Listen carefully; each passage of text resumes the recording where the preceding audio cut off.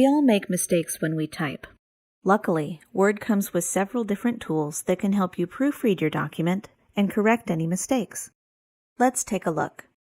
To run a full spelling and grammar check, go to the Review tab, click the Spelling and Grammar command, and a pane will appear on the right. From here, Word will walk you through the errors in your document. To correct an error, simply click one of the suggestions. This will update your document and take you to the next error automatically. Now, spell check isn't perfect. Sometimes it'll say a word is spelled wrong when it isn't, like people's names, street names, and other unique proper nouns.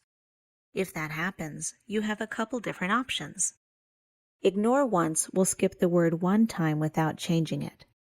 Ignore all will skip the word every time it appears in your document. You can also add the word to your dictionary so it never comes up as an error again.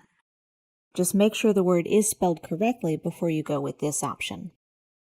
At this point, even though I'm not done, I'm going to close the spelling and grammar pane so we can take a look at the automatic spelling and grammar check instead.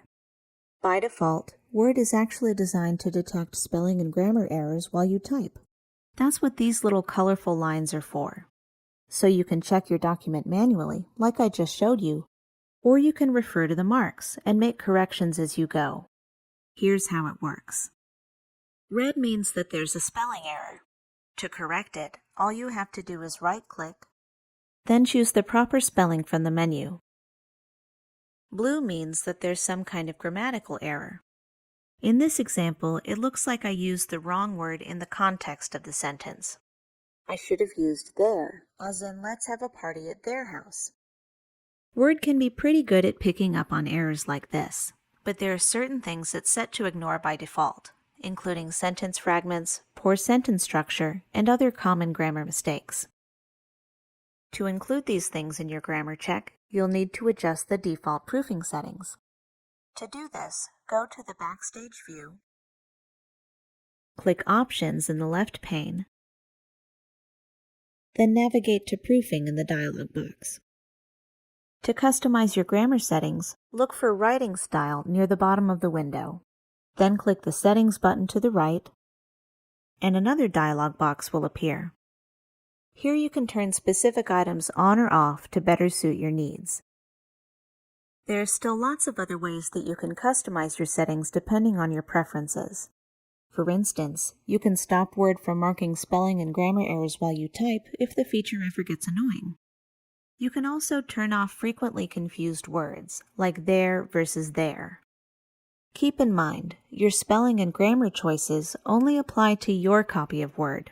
So if you ignore any errors or add a word to your dictionary, for example your name, those colorful lines will reappear when you send the document to someone else.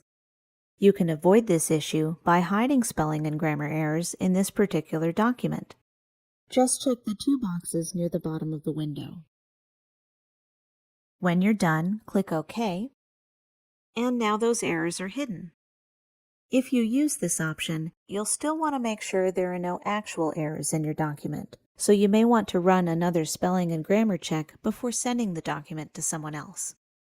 This feature can be really useful as long as you're confident that your document is correct.